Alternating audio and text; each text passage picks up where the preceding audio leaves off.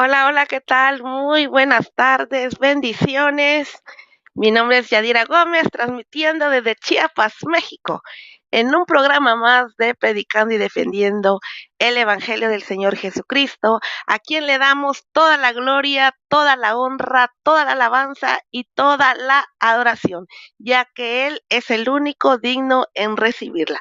Sean todos bienvenidos a esta transmisión. El día de hoy tenemos un programazo de verdad que estamos siendo muy bendecidos en este canal Be Strong Arnold Portillo. Y hoy, como ya por ahí lo anunciamos desde la mañana, se va a llevar un diálogo, no es debate, es un diálogo entre el pastor Luis Castro y el licenciado Guido Rojas, que es católico, ya muchos lo conocen por acá, y por las que no vayan a conocerlo, no lo conozcan todavía y lo vayan a ver en tiempo real o en tiempo diferido, pues ahorita se va a presentar de la misma manera el pastor Luis Castro. Van a llevar un diálogo que es sobre el diezmo. Sean bienvenidos, el licenciado Guido Rojas, pastor Luis Castro, a esta plataforma de Bieston Arnold Portillo, y también los que foristas que van a seguir esta transmisión. Si pueden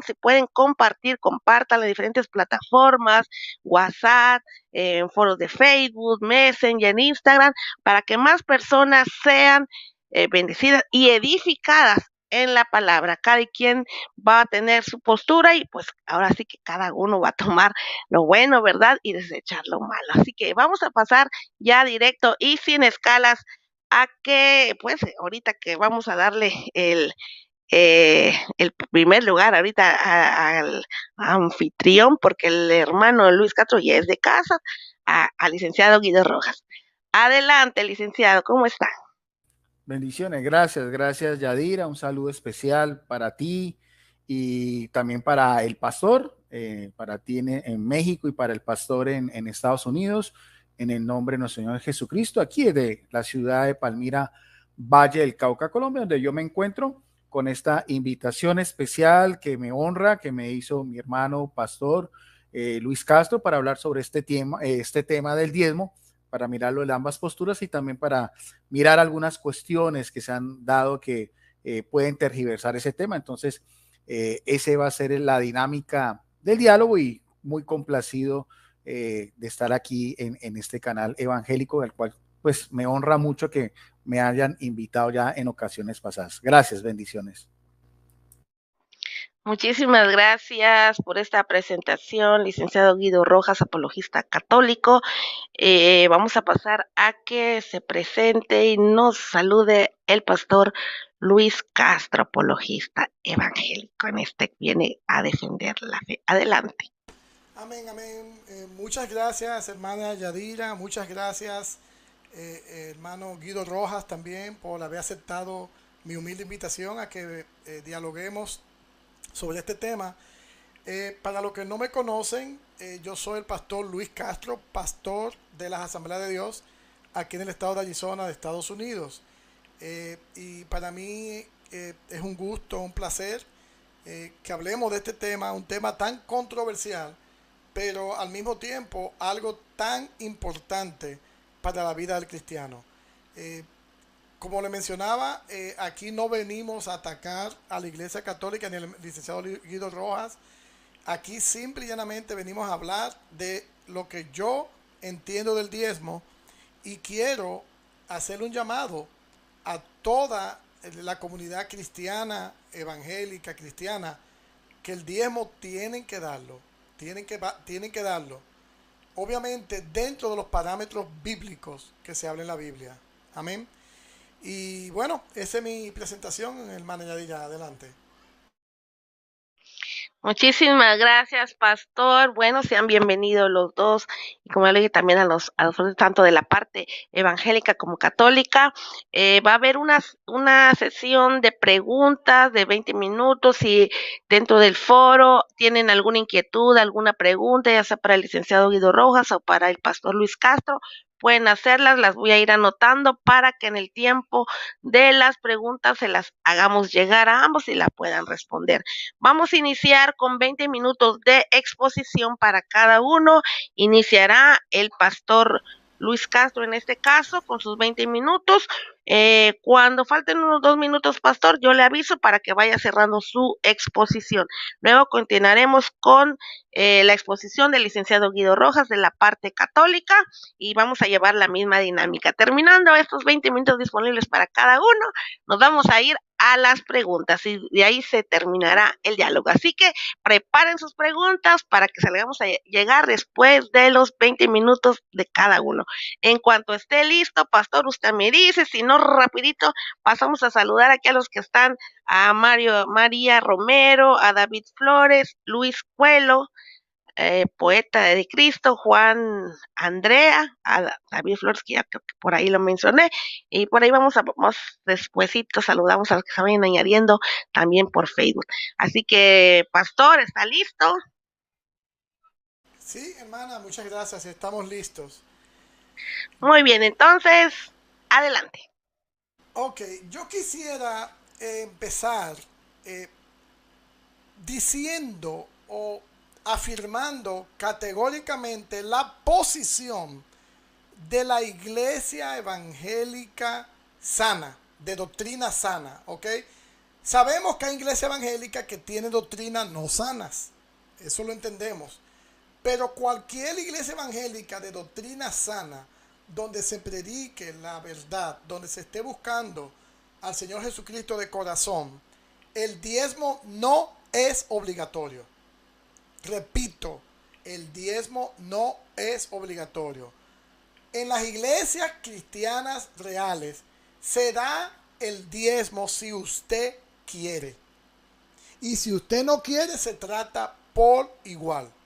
Entonces es muy claro que yo quiero que ustedes entiendan que nosotros yo como pastor, ni me fijo quién da y quién no da el diezmo. La mayoría de las iglesias cristianas tienen un tesorero, una persona que administra el dinero, que esa persona es la que recibe los diezmos, los cuenta, y muchas iglesias, la mayoría de las iglesias de doctrina sana, ni siquiera el pastor se entera quién da y quién no da. Amén. El pastor, yo estoy de acuerdo que reciba pago si se dedica 100% al ministerio. Aunque yo como pastor no recibo pago, yo nunca he cobrado, y no significa que cobre, sino yo, gracias a Dios, Dios me ha bendecido a mí con un trabajo secular. Las personas que no me conocen, y algo que yo casi no menciono, yo soy ingeniero en electrónica y de hecho de eso es que yo recibo mi sustento.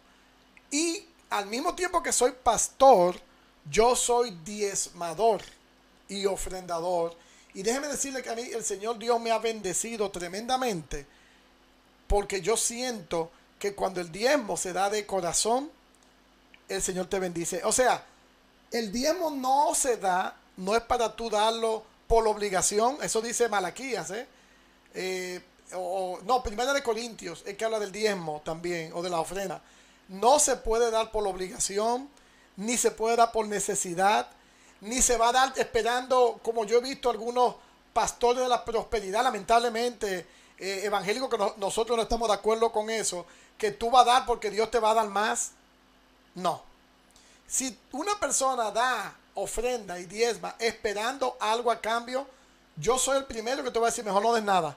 Mejor no des nada, porque ese no es el objetivo de dar o diezmo, de dar ofrenda.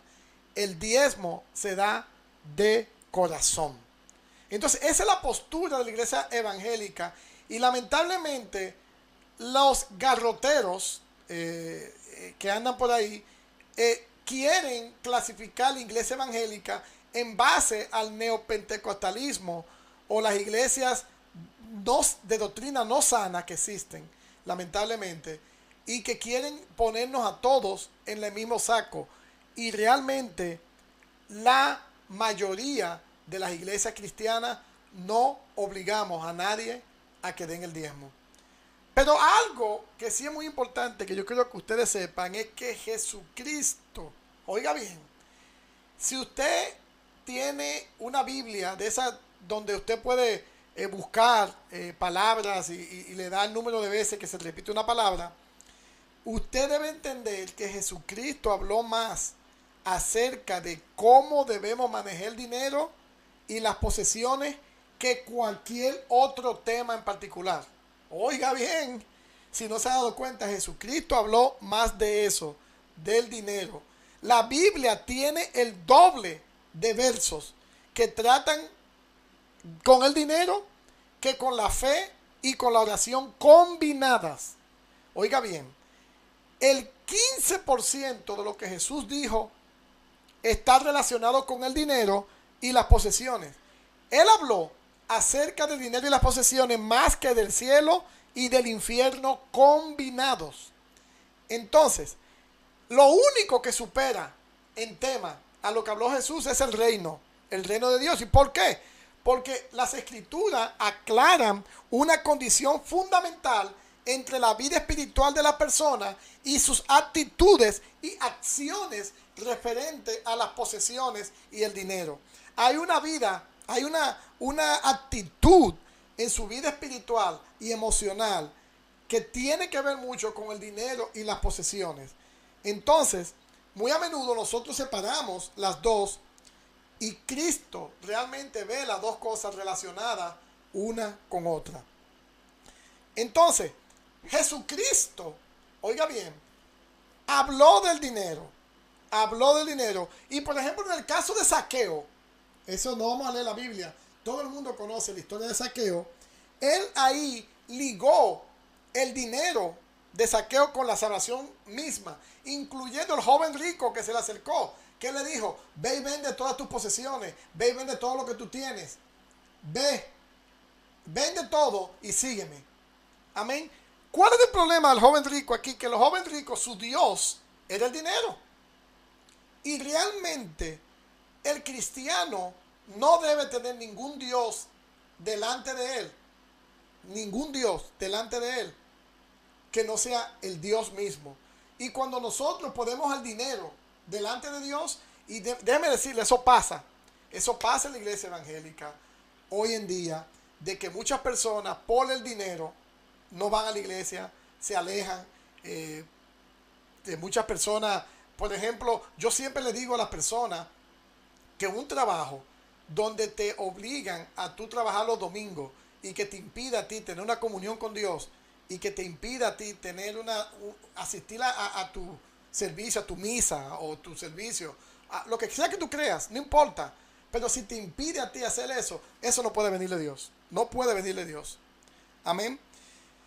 Por eso la salvación misma, en el caso del joven rico, Jesús la ligó con el dinero. Jesús explicó lo difícil que es para una persona rica que entre en el reino de Dios. Y dijo, acuérdese que lo comparó con, es más fácil que un camello atraviese el ojo de una aguja, en Mateo capítulo 19, él dijo eso, que un hombre rico entra al reino de Dios. Y sabe que el problema no es ser rico. Oiga bien, yo tampoco critico a nadie por ser rico, siempre y cuando sea una persona que aún teniendo su riqueza, él puede poner a Dios por delante. Pero Jesús dice que es difícil, lamentablemente. Entonces, el caso del joven rico era muy difícil renunciar a todo porque era demasiado por soportar. El dinero era su Dios con minúscula y no lo podía dejar. Entonces, cuando Jesús estableció la condición verdadera de Zaqueo, por su consentimiento de Zaqueo de deshacerse de su dinero, él estimó la condición espiritual verdadera. Y eso fue lo que dijo: ha llegado la salvación aquí a esta casa. Entonces, el principio eterno, hermanos, hay una relación poderosa entre la condición espiritual de una persona y su actitud hacia las acciones y el dinero y sus posesiones. Por eso, todas las personas que andan por ahí, que se oponen a que las personas diezmen, a que las personas ofrenden, a que las personas den, eso viene del diablo. Y me perdonan al que me ataquen, el que quiera atacarme. Pero para mí eso viene del diablo. Llámele ofrenda, llámele diezmo, llámele como usted quiera llamarle. No viene de Dios. Hermano, la Biblia vemos, por ejemplo, en Hechos capítulo 19, la conversión espiritual de los ocultistas. Eso fue los ocultistas de Efesios, que vemos en Hechos 19, del versículo 18 al 20. Ellos quemaron sus libros mágicos, valorados en 50,000 piezas de plata. Oye bien.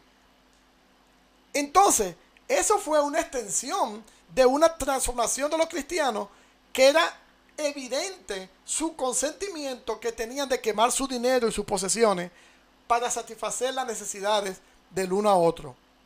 Entonces, como vemos, el dinero tiene importancia suprema. Es una verdad bíblica y los principios que reúnen todo relacionado al dinero. Entonces, el plan original de Dios, hermano, y yo sé que no tengo mucho tiempo, es un tema un poco largo, y más como yo lo estoy tratando, incluyó el trabajo. En Génesis, Dios colocó al hombre en el jardín del Edén. En Eclesiastés dice: cualquier cosa que venga de mano para hacer, hazlo con toda tu fuerza. En Salmo 128, etc. Entonces Dios tiene un plan original del trabajo. Pero ¿qué pasa? Que nosotros entendemos que el pastor o el que se dedique 100% a la palabra de Dios es su trabajo, hermano, es su trabajo. ¿Sí? Usted o no esté de acuerdo en la denominación, en la religión o no, independientemente de eso, lo que estamos viendo es que si usted está dedicado al 100% a el ministerio, amén, usted está trabajando. Y como dice Mateo capítulo 10, versículo 10, un trabajador es digno de su alimento. A él se le debe dar lo que él necesita. Dice Colosenses capítulo 4, versículo 1, el empleador debe dar lo que es justo o igual cantidad a los que trabajan para él. Y Santiago capítulo 5, de versículo 1 al 6 dice: opresor del rico será juzgado. Los empleadores honestos deberán ser honestos y justos con su sueldo. Entonces, el que trabaja en el ministerio es un empleado cristiano. Y como cristiano debe vivir del evangelio. Ahora bien, yo quiero poner aquí un énfasis en que yo no estoy de acuerdo que las personas obliguen a que se les dé el dinero, porque tenemos que tener confianza en Dios, en que Dios proveerá. Una persona que está realmente dedicada al reino de Dios y dedicada al trabajo de Dios, entiende y sabe que no tiene que pedir, porque las cosas Dios te las da. Amén. Segundo, no estoy de acuerdo en que las personas estén dando de más, que oye, que le quitan la casa a una persona, yo he visto eso, o que le quitan el carro. Eso es abusivo. Eso para mí es abusivo. Amén. O que intimidan a las personas a que deben dar más de lo, o sea, eso no está bien. Es muy famoso la Ana Maldonado, o no sé quién era, que decía que a puro dólar te meto al cielo. Mentira del diablo. Mentira del diablo. Nadie entra al cielo por dinero. Si no, el joven rico le hubiese dado un billete ahí a Jesús y ya, ahí está la salvación. Pero así no funcionó. Jesús le dijo: ve y dale a todo a los pobres, porque Jesús entendía que Dios es un gran proveedor. Dios provee todo lo que uno necesita. Entonces, 1 Corintios capítulo 15, versículo 58 dice: mantente ocupado siempre tu trabajo, porque cuando tú lo haces para el Señor, tu trabajo no es en balde. Ponga nota aquí. Tu trabajo no es en balde cuando tú lo haces para el Señor. Significa, Dios te va a compensar a ti cuando tu ministerio, tú te dedicas 100% al Señor. Lucas capítulo 12, versículos 47 y 48 nos dice: ese siervo que conoce la voluntad de su maestro y no se prepara, ni hace lo que su maestro quiere, será golpeado con muchos golpes. Pero el que no sabe y hace cosas que merecen castigo, será golpeado con pocos golpes. De todos los que han recibido mucho, mucho será demasiado, y del que ha sido confiado con mucho, mucho más será requerido. Amén. Colosenses capítulo 3, versículo 23-24 dice: obedezca, trabaja con todo corazón, trabajando como para el Señor. Es el Señor el que está sirviendo. Es de Él que recibirá la herencia. Hermanos, no sé qué tiempo me queda, pero déjeme decirle, hermano, que... 6 minutos, pastor. ¿Cuánto me queda? 6 minutos. Ah, perfecto. Pero déjeme decirle, hermano, que si usted, una persona que tiene fe, oiga bien, un ministro de Dios que vive en la fe, usted no tiene que preocuparse, ni tiene que estar pidiendo, ni tiene que estar rogando, ni tiene que estar haciendo cosas indebidas, porque el Señor Dios le proveerá. El Señor Dios le proveerá. Entonces, dice Lucas capítulo 3, versículo 14, no tomen dinero de nadie a la fuerza, ni acusen a nadie falsamente. Sean contentos con su paga. Sean contentos con su paga. Hermanos, el ministro de Dios no debe buscar la riqueza, ni debe buscar ser rico. La prioridad de un pastor, de un ministro, porque no solamente pastores, hay ministros, hay evangelistas, hay músicos, personas que viven de la música cristiana, que son dignos de su salario. Y eso no podemos criticarlo, porque al final de cuentas están tratando de traer el evangelio y que más personas se sometan a los pies de Cristo. Entonces, hay esperanza en un empleador. Entonces, el dador. Hermano, el dador alegre, como dice la Biblia, es un dador que va a ser bendecido. El dador alegre. Hermano, yo no sé si usted ha notado que Estados Unidos de Norteamérica es uno de los países más prósperos del mundo. Déjeme decirle, hermano, Estados Unidos de Norteamérica es uno de los países más dadores del mundo. ¿Sí o no? ¿Sí o no? ¿Quién me contradice eso? Miren, yo conozco misioneros que se pasan construyendo templos y iglesias y mandando dinero y mandando ropa y haciendo 20,000 cosas en diferentes sociedades. El americano aquí, el anglosajón, da. Y no solamente diezman y por encima del diezmo ofrendan. Amén. Entonces, el dador, hay características de un dador. Primero, da libremente su dinero, sus posesiones, su tiempo y su energía, porque no solamente dinero, hermano, también tu tiempo, también tu energía y también tu amor. Amor. Amén. Amar. Y el dador alegre ama el dar sin que otros se den cuenta, hermano. Si usted va a una iglesia, usted da el diezmo, o usted da una ofrenda, y usted va a estar pendiente que eso lo van a utilizar, que eso va a ser para... Yo conozco personas que dicen, no, eso es para que el pastor coma, mira qué golo este pastor.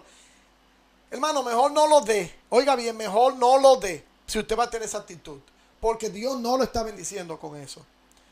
Si usted va a dar dinero alegremente, sin que otros se lo tomen en cuenta, entonces Dios bendice a esa persona. Entonces, el dador alegre quiere sentirse parte de los ministerios en los que él contribuye. El dador alegre intercede por las necesidades y la salvación de las almas. El dador alegre se siente encantado cuando su obsequio, su regalo, es una respuesta a una oración específica. El dador alegre quiere que su obsequio, su regalo, sea algo de calidad. El dador alegre da solamente por dirección del Espíritu Santo, no porque nadie lo intimidó ni lo puso por encima. El dador alegre da para sostener y bendecir a otros o para avanzar un ministerio. El dador alegre ve la hospitalidad como una oportunidad de dar. El dador alegre maneja las finanzas con 2 minutos sabiduría. para concluir, pastor. Amén, hermana.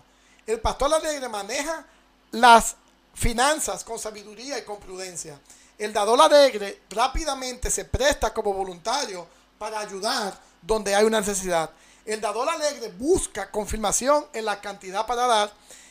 Y el dador alegre tiene una creencia fuerte acerca del diezmo y la ofrenda en adición al diezmo. Oiga bien, No es que se ofrenda, eso creemos nosotros, eso entendemos nosotros. Está el diezmo y se ofrenda por encima del diezmo también. Entonces, ¿qué usted puede dar? Oiga bien, no solamente dinero lo que una persona da. Usted puede dar dinero, obsequio, alimento, ropa, tiempo, su talento, sus habilidades, el cuidado de las personas, administración o liderazgo. Y usted puede dar, ¿sabe algo que usted puede dar que no le cuesta nada? Es oración de naturaleza espiritual, orando por los demás. Hermanos, dar es un acto de amor. Por eso Jesús, Dios, en Juan 3:17, porque de tal manera amó Dios al mundo que dio a su Hijo unigénito para que todo que en Él cree no se pierda, mas tenga vida eterna. Él dio a su Hijo unigénito. Ese fue el obsequio más grande que se ha dado, fue el Señor Jesucristo. Y este obsequio fue como resultado del amor. El dar es un acto de amor. Y Dios, sinceramente, está en nuestros corazones y demostramos que a dar nosotros ponemos a Dios por encima de nuestras posesiones. Entonces sabemos que el amor de Cristo depuso su vida en nosotros. Debemos de poner en cambio nuestra vida por nuestros hermanos.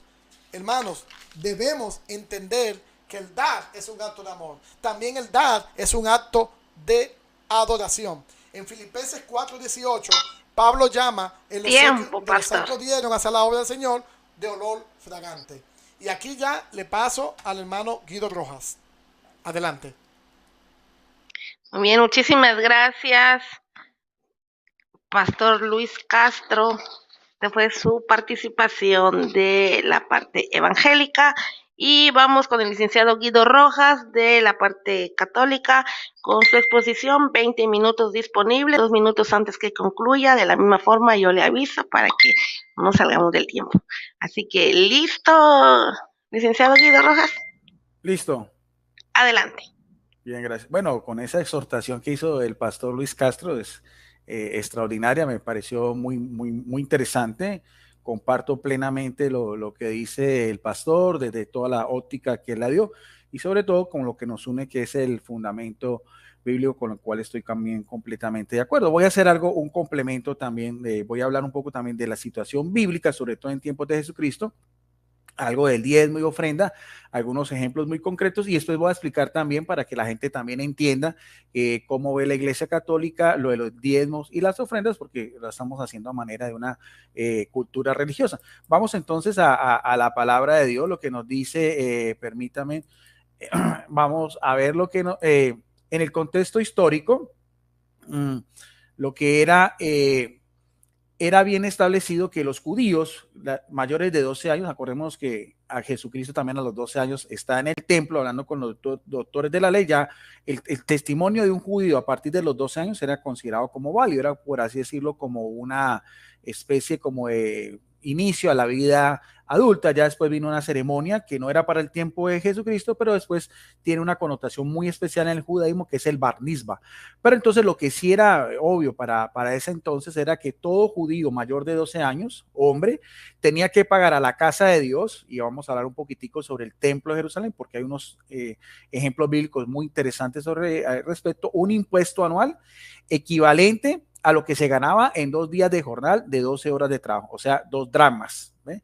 Y esto lo encontramos en Mateo capítulo 17, versículo 24. También los hebreos que vivían en lo que eran las diásporas, o sea, la dispersión, acordemos que habían unas comunidades judías, no solamente lo que era la Palestina, que después fue conocida, sino también habían comunidades judías en Roma, sobre todo también en Asia Menor, y había una comunidad muy importante en Alejandría, que eran llamadas las dispersión. Enviaban también limosnas anuales para acrecentar lo que era el tesoro sagrado, porque se le daba el nombre de el corbán, esa palabra hebrea que quiere decir ofrenda al Señor. O sea, mire cómo lo que decía el pastor Luis Castro, lo de ofrendar, lo de diezmar, tiene un fundamento bíblico. Y de pronto en la otra parte que vamos a tener un diálogo con el pastor, vamos a ver por qué es lo que está pasando, que se ha tratado de tergiversar un poco al respecto con unos temas muy especiales. Ahora, estas donaciones eran confinadas a mensajeros especiales, a quien se les llamaba el título de apóstoles. De aquí viene ese término griego apostolus o apóstoles, que quiere decir el enviado, o sea, el que hace las veces de, o que hace el recado de, o sea, los grandes judíos porque personas de mucho dinero, porque al fin y al cabo los judíos, por ser el pueblo de Dios, han sido muy prósperos también en riquezas. Hay que tener en cuenta que también a través de la historia, todo lo que es la banca, bienes raíces, actualmente hoy en día están en manos de los judíos, grandes bancos a nivel mundial y todo lo que es los préstamos, los judíos siempre han sido muy habilosos en eso. De hecho, inclusive la gente no sabe que lo que fue la llegada de Colón a América Latina se financió también con préstamos de los judíos. Por eso es que todo lo que se producía, algo tenía que entregar al templo. Una décima parte, aquí está lo del diezmo, que era ganancias, bien sea como decía el pastor, y que eso también se ha tergiversado mucho. Entonces decir que solamente es necesario, pero el pastor también nos habló. En ese contexto histórico eran también animales, frutas, grano, aceite y vino. Y eso también viene desde el Pentateuco, o sea, de los 5 primeros libros del Antiguo Testamento, que la tradición judía se le atribuye a Moisés. Eso lo podemos ver en Éxodo capítulo 23, versículo 19. El tributo para el templo era recaudado bajo vigilancia romana. Acordemos que estaba bajo el imperio romano cuando Jesucristo nace, estaba bajo Augusto César y cuando muere y resucita el emperador Tiberio César. Eso sin contar también porque habían regalos o dádivas que recibían también los sacerdotes, porque también vamos a hablar algo sobre los sacerdocios, el sacerdocio del Antiguo Testamento, el sacerdocio en tiempos de Jesucristo, los sumos sacerdotes, que eran conocidos como el Sanedrín, porque para esa época también reyes extranjeros, inclusive hasta emperadores romanos, donaban cierta cantidad de sus arcas con vasos de oro puro, al lado también de vajillas, ofrendas por parte de todos los hebreos, también de la nación, y por eso el templo se le considera como el tesoro general de Israel. Eso lo encontramos en Marcos capítulo 12, versículo 41. Hay que tener en cuenta que todo esto, este gran tesoro de la nación de Israel desapareció con lo que fue la destrucción del templo hacia el año 70 con lo que fue el general Tito, ¿no? Eso fue una profecía bíblica. Ahora, vamos a entrar un poquitico sobre eso de las ofrendas y el diezmo desde el punto de vista bíblico. En tiempos de Jesucristo hay unos pasajes que me llaman mucho la atención, sobre todo en el Evangelio de Marcos. En el Evangelio de Marcos, en el capítulo 12, versículo del 41 al 44, hay un episodio muy bonito.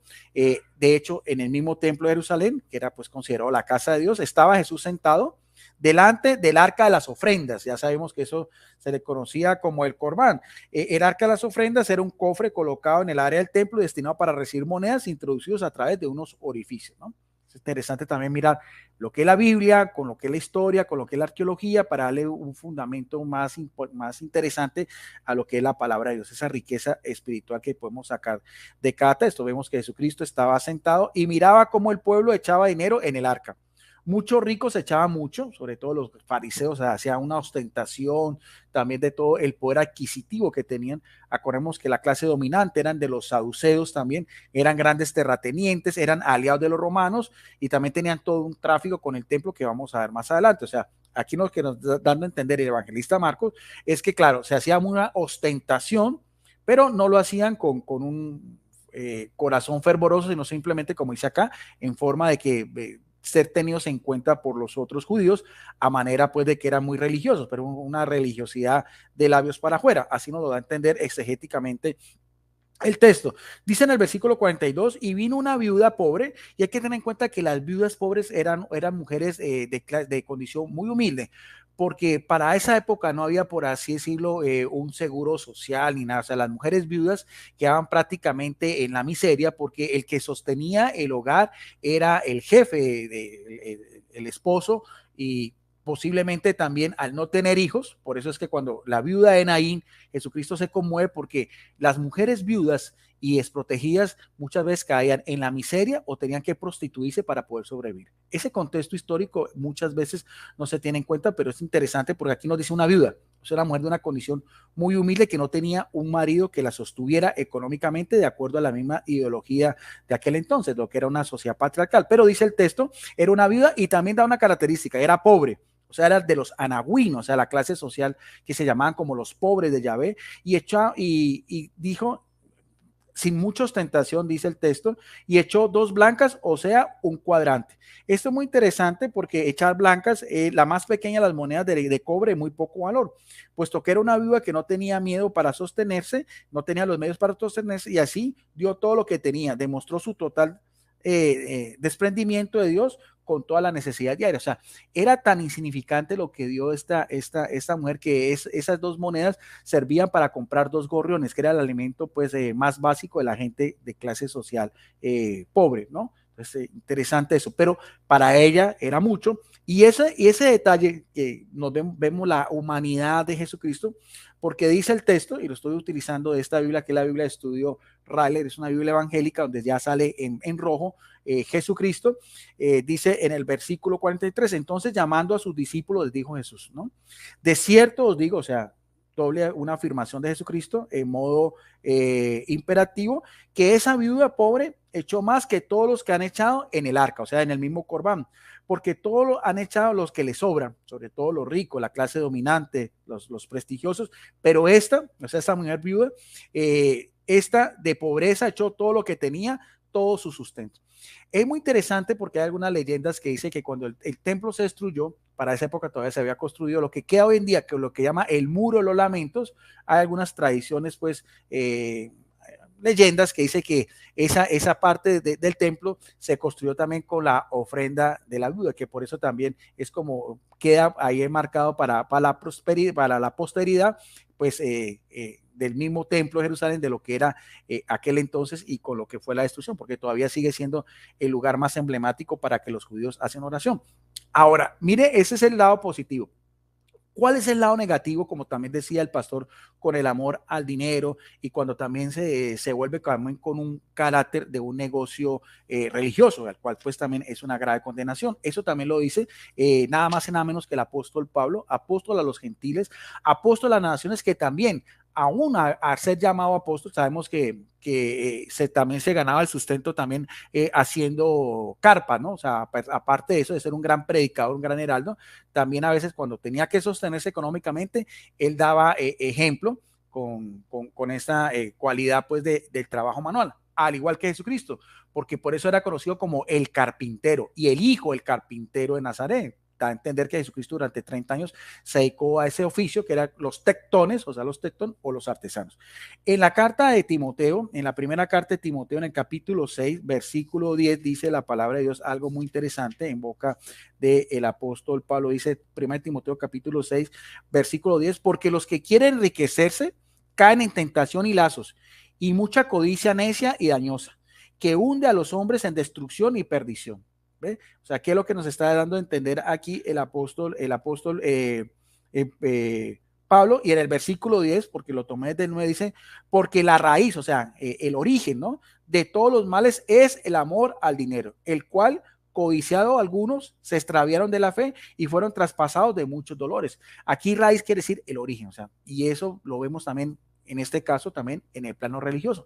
Por eso es que decía también Agustino, obispo y uno de los grandes lumbreras del cristianismo, decía que el amor al dinero es el estiércol de Satanás, porque por eso mucha gente también lo vemos tanto también de la parte católica como la parte evangélica, muchos jerarcas también en el transcurso de la historia, también por esa misma codicia, ese mismo amor, han tratado de opacar el mensaje al cual Jesucristo nos llama y también la misión a la cual ellos fueron convocados. ¿Por qué? Por poner en primer lugar lo que decía acá, el amor al dinero. Ahora, hay otro ejemplo también, dos característicos ya también con el templo, porque así como había una parte buena que fue lo de la viuda, lo que daba esa ofrenda, también en el Evangelio de Juan, en el capítulo 2, versículo del 13 al 17, también hay algo muy característico, que es cuando Jesús empieza su ministerio público, que es la expulsión de los mercaderes. Dice así la palabra de Dios desde el versículo 13. Estaba cerca la Pascua, una de las grandes festividades de los judíos, por el cual venían muchos peregrinos para ese entonces, la Pascua de los judíos, y subió Jesús a Jerusalén.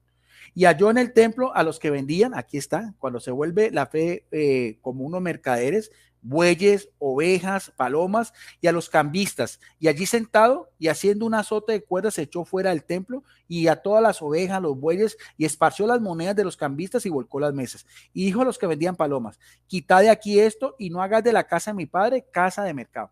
¿Y por qué esa referencia? Porque claro, el Sanedrín, el consejo de ancianos, los sacerdotes, que para la época de Jesucristo era Anás y después su yerno Caifás, porque hasta eso lo heredaban, anteriormente 4 hijos y después su yerno, o sea, tenían todo, era una forma de subyugar al pueblo con este alto cargo.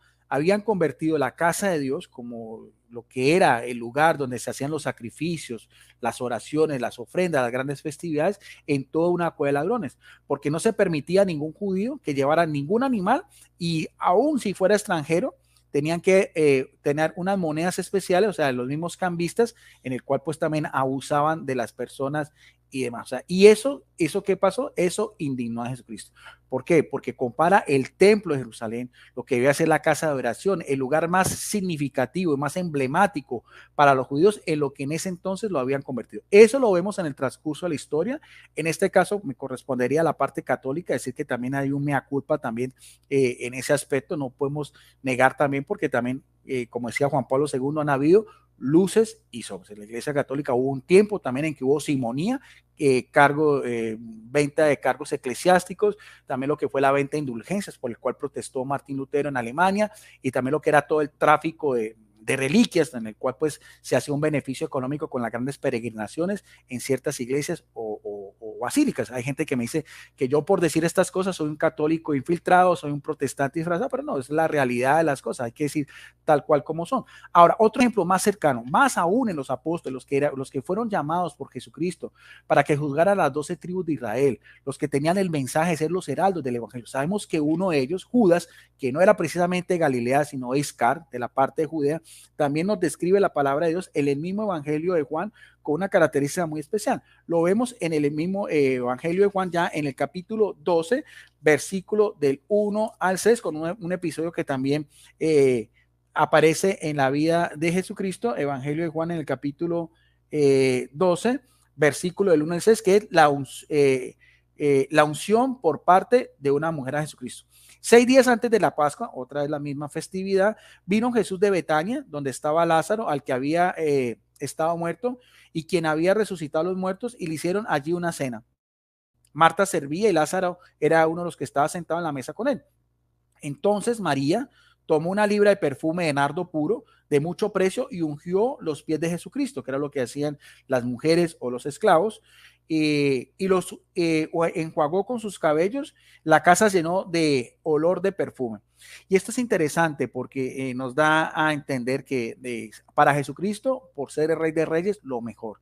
En este caso, esta mujer, no sabemos si es María de Betania, si es María Magdalena o es otra María, simplemente nos dice que es María, tuvo ese gesto con Jesucristo, y sigue diciendo en el versículo 4, y dijo uno de los discípulos, aquí nos dice quién, Judas Iscariote, hijo de Simón, el que le había de entregar, porque fue este perfume vendido por 300 denarios. Dijo, ¿y por qué no se lo das a los pobres? O sea, nos da, claro, el perfume de nardo era traído del norte de la India, era completamente costoso. 360 denarios era casi el salario de un jornalero, de un obrero en todo un año. O sea, era una cantidad exorbitante para la época.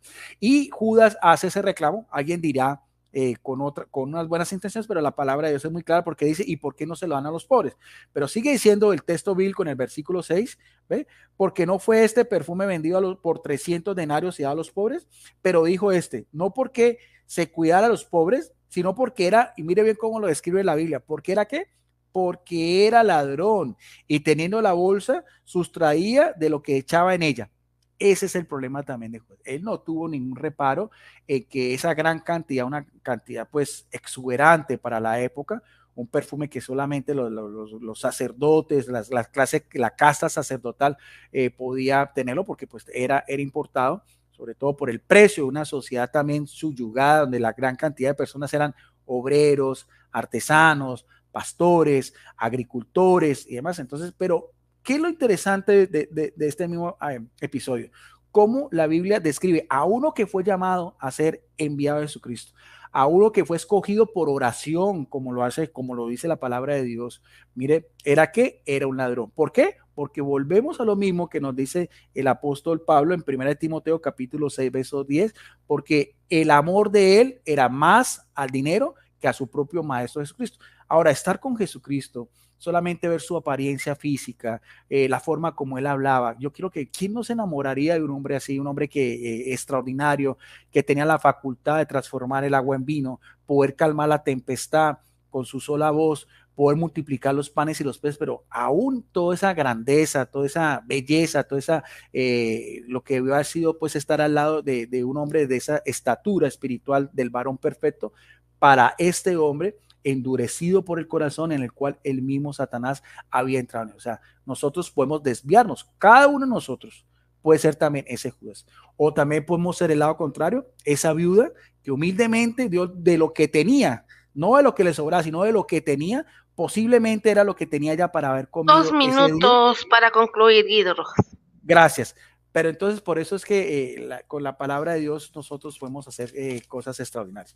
Ahora, ya pasando de parte de la Iglesia Católica, en estos 2 minutos que me finalizan, quiero decir que para la Iglesia Católica el diezmo es parte de lo que son los 5 mandamientos de la Iglesia. O sea, de una manera para la Iglesia Católica hay 5 grandes mandamientos que son diferentes a los mandamientos del Decálogo, y ese corresponde a lo que es el 5.º mandamiento, en el cual por el derecho canónico, que es por el cual se rige la Iglesia Católica, en el numeral 222 se pide también, como decía el pastor, pues de una manera voluntaria, con un corazón alegre, dar a la iglesia, a la parroquia, a las actividades, al sostenimiento del párroco, a las actividades pastorales que se hacen, lo que corresponde mínimamente a un día de salario.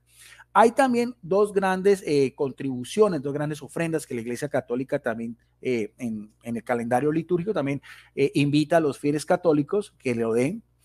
Una que es el 29 de junio, que es cuando la Iglesia Católica en nuestro calendario litúrgico celebramos la fiesta de los grandes apóstoles Pedro y Pablo, o sea, los príncipes de los apóstoles.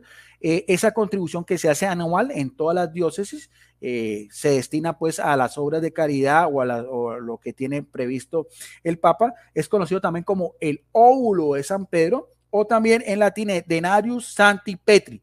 ¿Ve? Y también otra contribución también de manera extraordinaria que también se le pide a los fieles es, y muy significativo, es todos los Viernes Santos, en el cual pues en las iglesias también esa contribución es para los lugares sagrados. O sea, esa contribución que se hace también en toda la Iglesia Católica en el mundo se recoge y se destina para lo que son las obras de caridad y el sostenimiento de las basílicas en Tierra Santa, en Jerusalén, en Nazaret o en Belén, que está a cargo de la orden de los franciscanos. Gracias.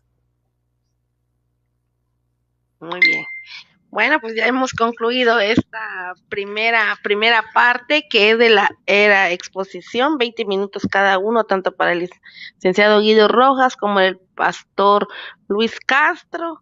Ya están concluidas y vamos a pasar a la parte que es un poquito más dinámica, que es un diálogo abierto, ya sin tiempos. Ya tenemos una pregunta, no sé si gustan iniciar con la pregunta o van a iniciar primero con el diálogo. Yo quisiera comenzar con la pregunta, si es posible, si el hermano Guido Rojas me lo permite, ¿sí? Sí, pastor, como usted quiera, sí. No hay ningún problema. Vi que hicieron un comentario, he estado viendo los comentarios, que dicen que los diezmos es solamente para los levitas. A ver, no encuentro la pregunta. No encuentro aquí, se me perdió ya. Básicamente que el diezmo es solamente algo que fue dado para los levitas. Miren, el diezmo se habla en la Biblia antes de la ley. Cuando Melquisedec recibió los diezmos de Abraham, eso fue antes de la ley, porque la ley fue en Éxodo, cuando se recibió básicamente la ley, el pueblo judío, lo primero. Ahora, Malaquías 3:10, y yo sé que ustedes van a brincar, no, espérate. Oiga lo que dice: trae la cantidad completa de tu diezmo al alfolí, para que haya abundancia de alimento allí. Póngame a prueba y verán que abriré las puertas de los cielos y derramaré en ustedes toda clase de cosas buenas. Hermanos, diezmar es el primer paso para vivir bajo un cielo abierto. Dios promete abrir el cielo a los que diezman. A causa de esta promesa, nosotros sabemos que lo contrario a esto es la verdad. Fallar al diezmo cerrará las puertas de los cielos. Yo no sé por qué, hermano, pero las personas que son menos dadivosos con su dinero son las personas que más miserablemente viven, lamentablemente. ¿Sí? Lamentablemente así pasa. ¿Por qué? Porque son personas que no están recibiendo las bendiciones de Dios. Entonces, aquí donde está el detalle, muchas personas creen que según el Nuevo Testamento, la expiación levantó la maldición de la ley y Dios no requiere más el diezmo. El error está en que ellos quieren asumir que la maldición dada aquí en Malaquías capítulo 3 versículo 9 es la maldición de la ley. Te digo, no lo es. No lo es. Esta maldición que está aquí no es la maldición de la ley, es independientemente de la ley y está dada para todo. La maldición de Malaquías 3:9 es una maldición que está sobre todos nosotros, porque ahí decía, la nación entera me ha robado. Este verso no habla de la maldición de la ley, pero la pena impuesta por violar un principio ordenado por Dios. Esto nos trae a otro asunto en cuanto a si Dios maldice o no a los cristianos. Y aquí tenemos una historia muy interesante en la historia de Ananías y Zafira, que está en Hechos capítulo 5 versículos del 1 al 10. Esta pareja del Nuevo Testamento perdieron su vida sobre un error que ellos hicieron en su dádiva. Ellos le mintieron al Espíritu Santo acerca de su ofrenda. Y en cuestión de minutos de escuchar que Dios había puesto su pecado, ellos cayeron muertos. Hechos, vaya a la Biblia, Hechos capítulo 5, versículo 1 al 10. Entonces, ellos violaron un principio fundamental cuando ellos le mintieron al Espíritu Santo y sus propias obras se expusieron a sí mismos a la pena del pecado. Una acción pecadora de su parte produjo muertes y es mentir al pecado. Y aquí lo dejo para que le pase la siguiente pregunta, hermano Guido Rojas, lo que pregunten. Hermana Yadira, solamente le pido que no permita que le pasen preguntas, hermano Guido Rojas, que sean irrespetuosas. Porque he visto algunas preguntas que han sido irrespetuosas. Y por favor, sin faltar respeto, que sean preguntas relacionadas con el diezmo, si se debe o no, pero que no sean preguntas irrespetuosas. Solamente es lo único que pido para que se sienta él aquí contento en el canal aquí del hermano Arnold Portillo. Que sonríe un poquito, Guido Rojas, está así como medio serio. Sí. Siempre pongo esa cara de serio y después dicen que estoy bravo, pero no es así. Creo que me tomo muy a pecho las cosas, pero no. Que se relaje un poquito. Sí, claro, no, siempre estoy. No, y con el pastor más, porque el pastor es, con alguien como el pastor Luis Castro, es todo un placer compartir estos. Antes de la pregunta quería también, porque ya que el pastor hizo mención de lo de Ananías y Zafira, y hablando de la ley de los levitas, o sea, cómo en el Nuevo Testamento hay un nuevo Israel, o sea, el nuevo Israel de Dios, que ya no solamente es para el pueblo judío, sino también a los gentiles y los samaritanos, desde Hechos 1:8. Pero qué interesante también, ya que el pastor hacía mención de los levitas, porque los levitas eran los que precisamente por ser encargados del templo, eran de las otras tribus, siempre pues se daba también esa dávida para el sostenimiento de ellos. Pero mire qué interesante también lo que pasó con un levita también en lo que es ya la iglesia de Jesucristo, y que está en los versículos anteriores a lo que el relato que el pastor nos estaba comentando de lo que pasó con Zafira y Ananías. Dice también Hechos de los Apóstoles, ya en el capítulo 4, unos versículos anteriores, desde el 32, dice: la multitud de los que había creído era de corazón y un alma, y ninguno decía ser suyo su propio de nada de lo que poseía, sino que tenían todas las cosas en común. Esa era la forma como los primeros cristianos, sobre todo en Jerusalén, tenían, o sea, ricos y pobres, o sea, todo en común, ¿no? Y con gran poder los apóstoles daban testimonio de la resurrección de Jesús, y abundaba gracia era sobre todos ellos. Así que no había entre ellos ninguna necesidad, porque todo se repartía comúnmente, porque todo lo que se poseía, heredades o casas, las vendían y traían el precio a los apóstoles. Bueno, en esa época ya no estaba Judas, que era ladrón, ¿no?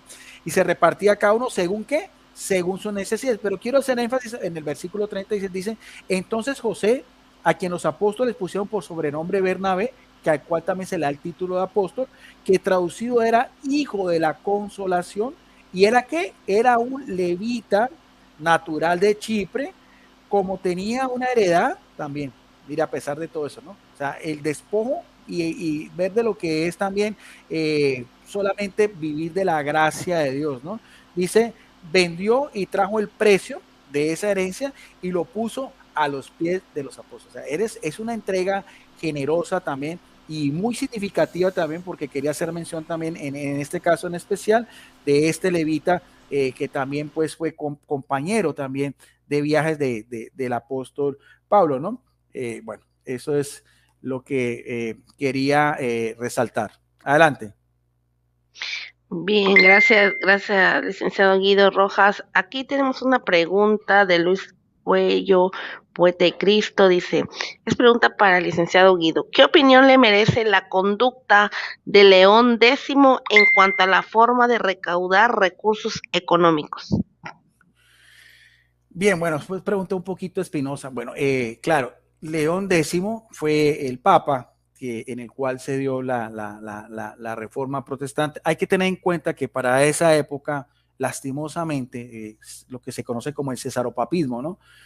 No solamente a lo cual están llamados, porque los jerarcas de la Iglesia Católica, al igual que los los pastores, están llamados a eso, a pastorear las ovejas, porque son las ovejas de Jesucristo, pero lastimosamente por el mismo poder económico que se había tenido la iglesia a través de la historia, muchos de ellos tenían una visión completamente alejada, ¿no? Y este papa en particular tenía su visión era más importante para él cazar jabalíes que estar al tanto de lo que sucede en la Iglesia Católica. Por eso es que yo siempre comparo lo que fue la Reforma Protestante con un gran castigo en la Iglesia Católica, al igual como fueron los grandes castigos que Dios daba al pueblo judío, como fue la deportación de Babilonia o la destrucción del templo, ¿no? Porque lo que hacía Martín Lutero era justo, precisamente por eso, por lo que era la venta de las indulgencias, solamente por construir una gran basílica. ¿Ve? Y lo que dijo el Papa cuando se dio cuenta de lo que estaba pasando en Alemania dijo, es una pelea de frailes. O sea, eran grandes mecenas, estaba más interesado en otras cosas que en realmente su oficio, que eso causó que una tercera parte de la Europa cristiana pues fuera protestante. O sea, yo creo que eso es una gran lección, porque el que no es capaz de corregir la historia está destinado a repetirla dos veces. Entonces, lo que pasó pues en ese mismo ambiente también, haciendo un juicio también, porque hay que mirar la historia desde la misma perspectiva, pero claro que sí, eso fue lo que sucedió con el Papa León X. Muy lamentable, muy triste, pero esos son los errores que hacen parte, como decíamos, de lo que es la historia del cristianismo, sobre todo de la Iglesia Católica, como decía yo, con luces y sombras. Y eso no hay que ocultarlo, eso es, yo como católico estoy pues en la necesidad también de conocer también ese pasado también. Bueno, esa sería mi respuesta. No sé si el pastor también tenga algo que decir. Quería también agregar que comparto con el pastor también esos grandes ejemplos del Antiguo Testamento, de esos hombres que también Dios los puso a prueba, como fue Job. La historia de Job es muy bonita, no sé si el pastor también quiera, porque creo que mencionó algo también, y José, el que fue vendido por sus hermanos como un esclavo, ¿llegó a ser qué? Llegó a ser el primer ministro de la nación más poderosa aquel entonces, que fue Egipto, y solamente por debajo de él, por encima de él, el faraón, y por debajo de él, toda la nación. Y qué historia tan hermosa como es la historia de José con sus otros hermanos, que también es una prefigura de Jesucristo. Adelante, pastor, le doy tiempo para que usted también haga disertaciones. Claro que sí, hermano. Y mire, yo realmente, por eso me gusta dialogar con usted, porque usted se va siempre a lo objetivo, ¿sí? A lo que es la verdad, la ciencia. Y definitivamente, nosotros también, en la iglesia cristiana, como se nos denomina protestante, a nosotros, también hemos cometido muchos errores también a través de la historia, ¿entiendes? Por ejemplo, personas que están intimidando a las personas, por ejemplo, acordó el diezmo. Yo conozco, por ejemplo, lugares que predican la Biblia y que predican a Jesucristo, predican la salvación, pero que están tratando también al mismo tiempo de que la gente venga y le deje su casa, o que la gente venga y le deje, que haga un pacto. Oiga, los famosos pactos. Ay, Dios mío, yo sinceramente, vamos, llamen, todo el que pacten $500 con el Señor. Hermano, eso, sinceramente, ese tipo de pacto, yo no lo comparto. No lo comparto. Yo sé que quizá haya algún cristiano evangélico que quizá crean eso, pero también, o sea, esa cuestión de los pactos, yo creo firmemente en el dador alegre. Y yo creo que cuando tú vas a dar sin que tú esperes nada a cambio, sin ningún compromiso, sin ninguna obligación. Y cualquier persona que está aquí, que critique el diezmo y todo eso, yo le digo, no lo dé. Al cabo, Dios a mí me provee. Y tú vas a tratar con Dios, a final de cuentas, y determina tú en qué lugar estás parado, simple y llanamente. No es tema ni siquiera de discusión. A mí me quería agregar algo, quizás no tanto relacionado con el tema, hermano Guido, sino de un versículo que se ha tergiversado completamente, que está déjeme ver, ¿dónde estamos? En Lucas 11:42. Yo he visto por ahí personas que publican, pero nada más publican una parte, que dicen, ay de vosotros, escribas y fariseos, hipócritas, porque diezmáis.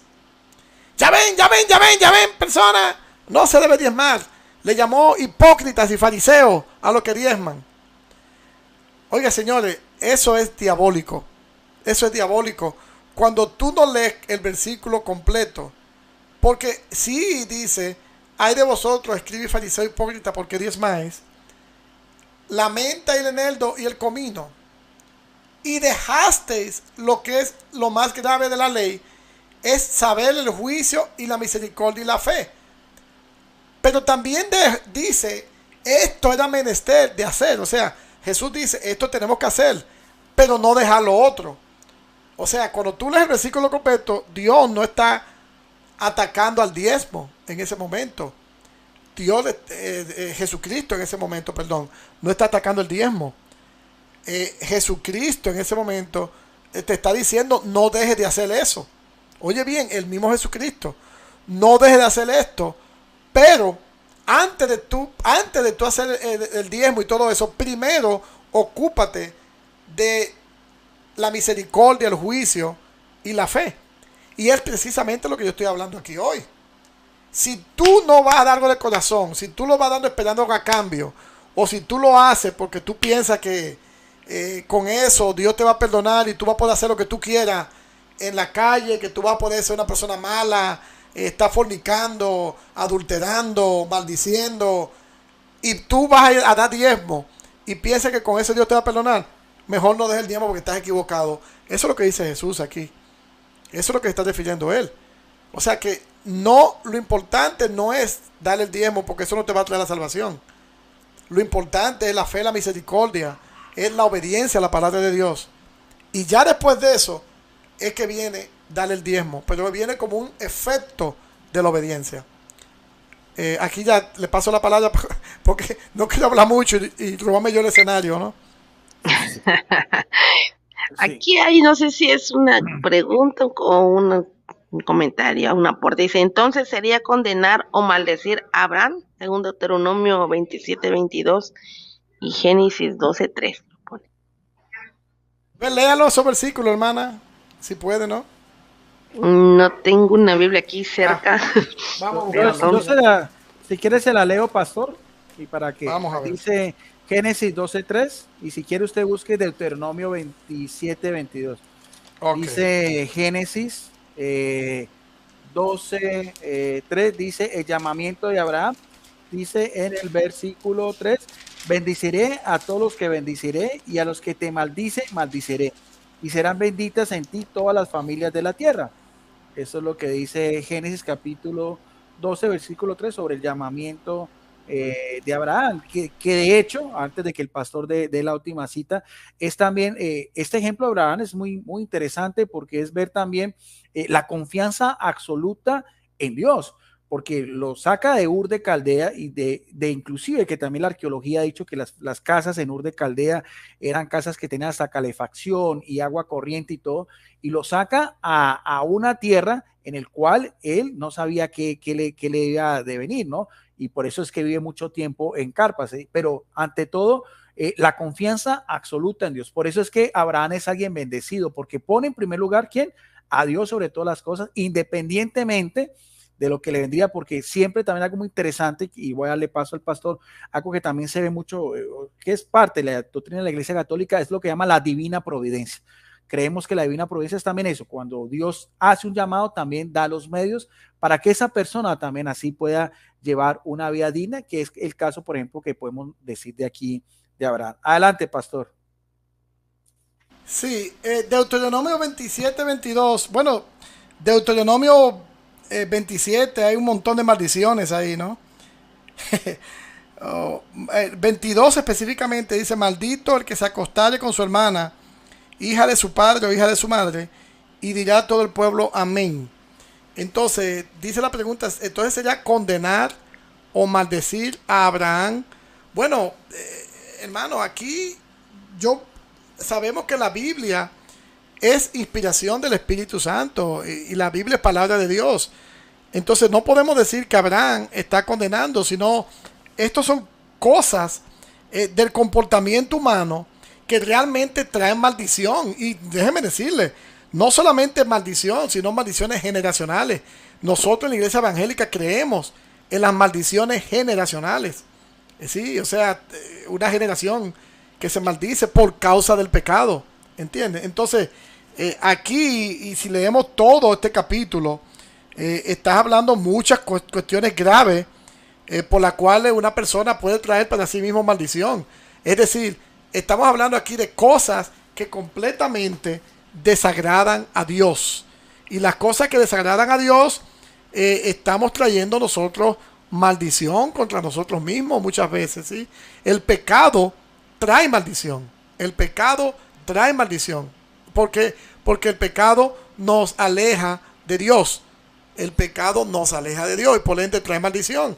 Entonces, Dios no puede abundar, no puede vivir, no puede morar en un lugar donde abunde el pecado. Entonces, el simple hecho de uno estar alejado de Dios es maldición. Ahora, con respecto al diezmo, el diezmo tiene su fundamento en los dos testamentos. El diezmo tiene su fundamento en el Antiguo Testamento, en Levítico 27, 30 y 34. Dice: y el diezmo de la tierra, así de la simiente de la tierra como del fruto de los árboles de Jehová, es cosa dedicada a Jehová. Amén.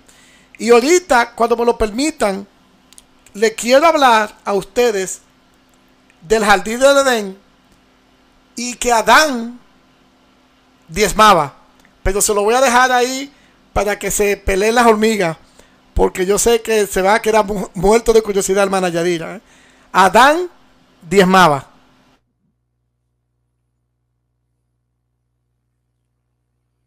Bien. Se ha concluido los primeros 20 minutos. No sé si son 20 minutos y otros 20, ¿verdad? Sí, habíamos dicho 20. No sé si entonces, si quiere, podemos hacer 5 minutos de conclusión mía y 5 minutos de conclusión del pastor para finalizar ya esta entrega. Sí, hermano, como quiera, porque ya llevamos una hora y yo sé que su tiempo es limitado, que usted no está en su casa y tiene que manejar una distancia larga. Yo, si quiere, hermano Guido, en otra oportunidad podemos hablar, extender un poquito más el tema, así con esta misma dinámica, esta misma dinámica que tenemos. Si quiere, yo hago la conclusión de 5 minutos, ¿no? Si quiere, pastor, yo hago mi conclusión y después le doy paso para que usted... adelante.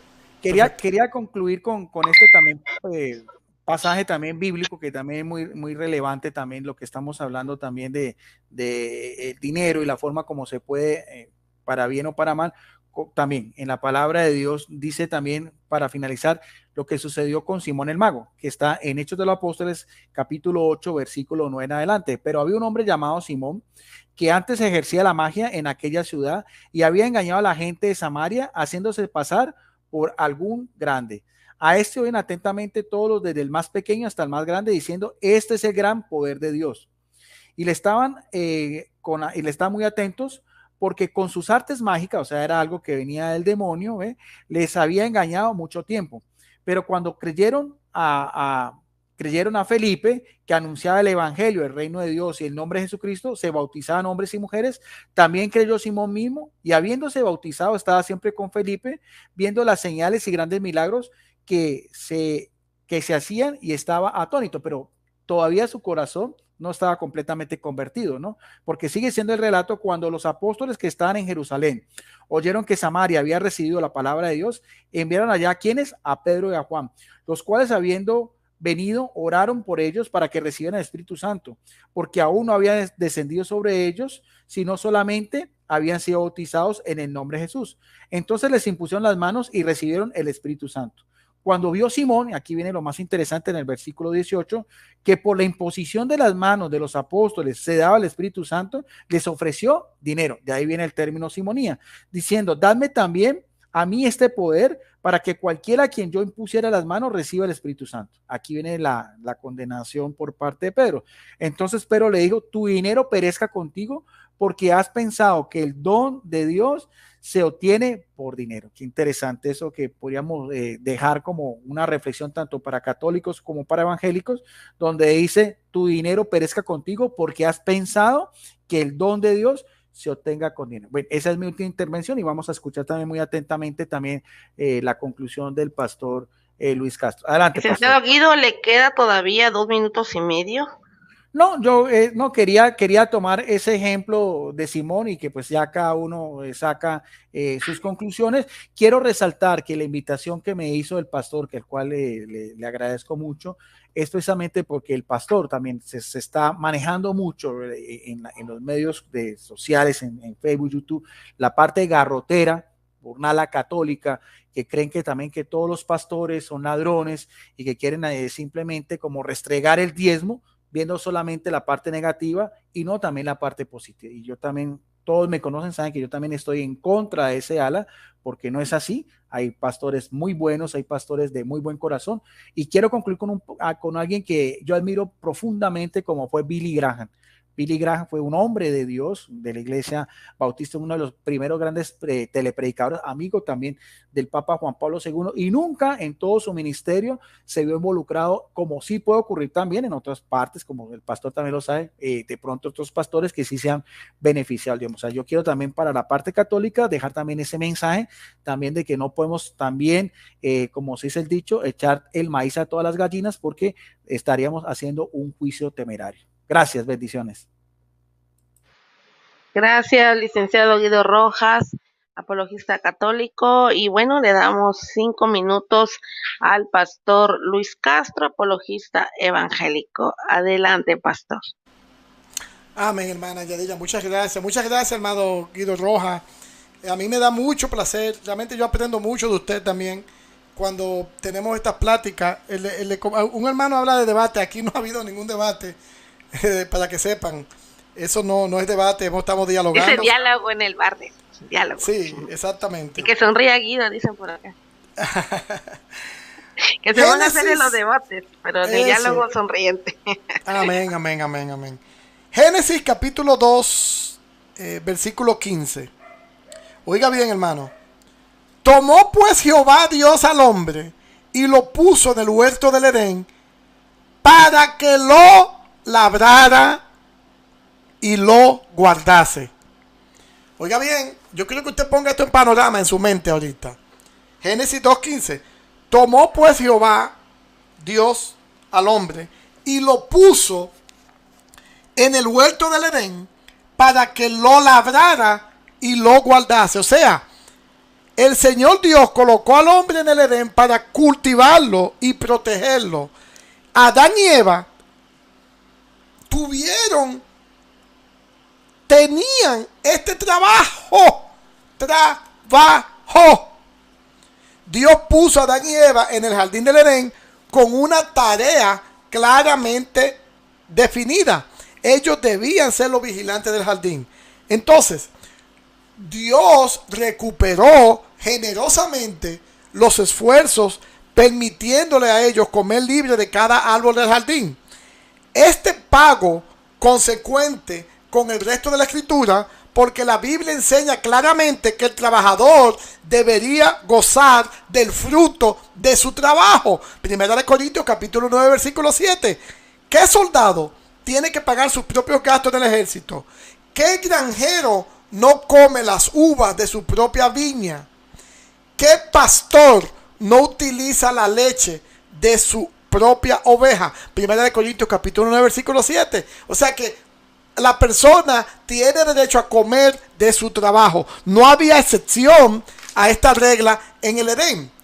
Génesis capítulo 2 versículo 16 sigue: y mandó Dios al hombre diciendo, de todo árbol podrás comer, mas del árbol de la ciencia y del bien no comerás, porque el día que comieres ciertamente morirás. Hermano, aquí hay revelación. Leemos aquí que Dios puso una restricción importante sobre la cosecha. Es absolutamente prohibido a Adán y Eva de comer de cierto árbol del jardín. Debían cuidar así como cuidaban de los otros árboles.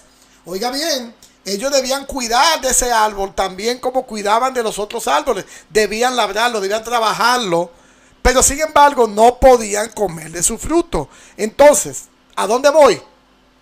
El árbol del conocimiento del bien y del mal significa o es un tipo de varias cosas en la interpretación bíblica. Era un diezmo de la cosecha de Abraham. Era un diezmo de la cosecha de Adán y Eva. Entonces, el fruto de ese árbol era propiedad de Dios, mientras él era el producto del trabajo de Adán y Eva. ¿Entienden? El fruto de ese árbol era de Dios, mientras que el trabajo era producto de Adán y Eva. Entonces Dios absolutamente había prohibido a ellos comer de ellos y debía ser dejado para él. Esta historia da más que apenas una sugerencia. ¿Ok?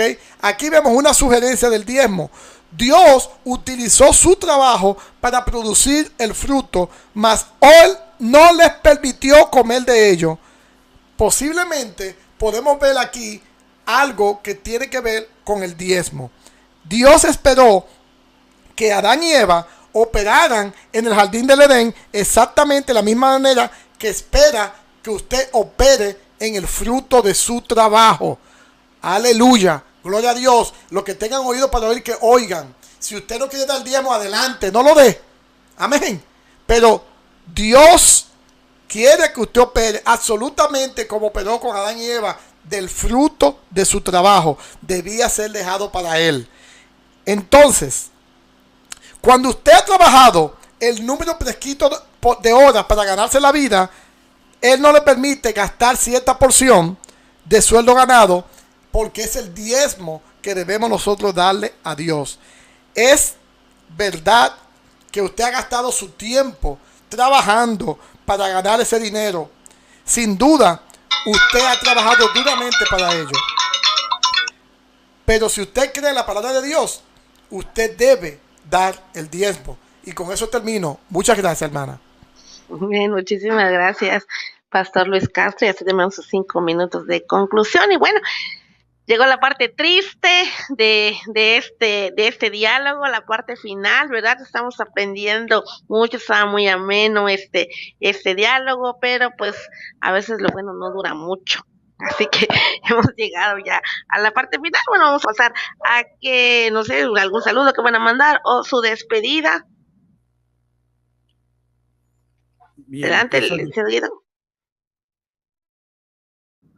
Sí, empiezo yo, Yaira. Sí, Guido, adelante.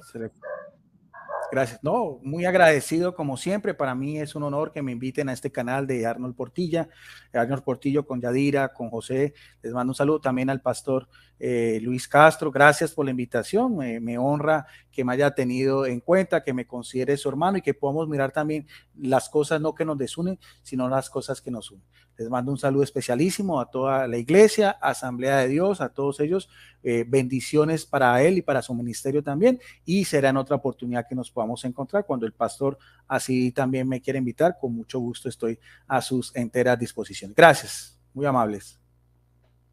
Gracias, licenciado Guido Rojas, y con esta lo despedimos y vamos con el pastor Luis Castro. Adelante.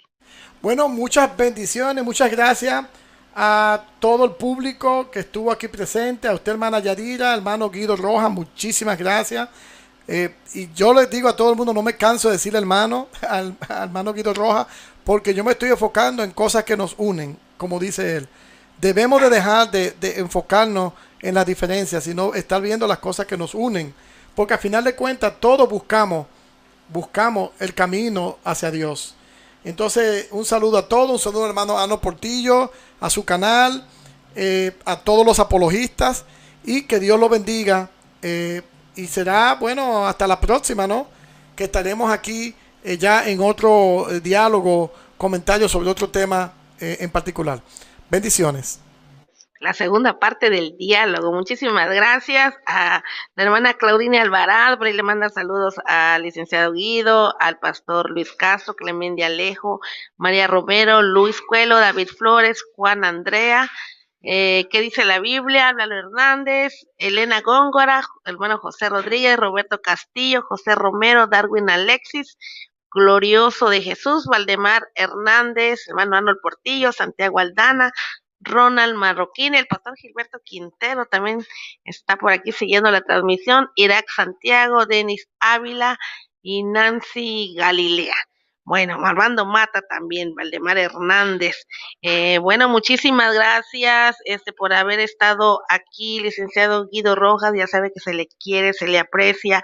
Es un honor que esté aquí compartiendo la palabra del Señor y un diálogo, un respetuoso como siempre, como pusieron aquí, un diálogo de altura. También dice pastor Luis Castro de la misma manera, ya sabe que es un gusto, un honor tenerlo aquí en esta plataforma, y muchísimas gracias por la invitación de llevar la moderación de este debate, diálogo, perdón, de este diálogo. Así que, no sé, ¿quieren agregar algo más? No, ya está muy bien, hermana. Muchas bendiciones. Muy bien, nos vemos. Hasta la próxima. Bendiciones.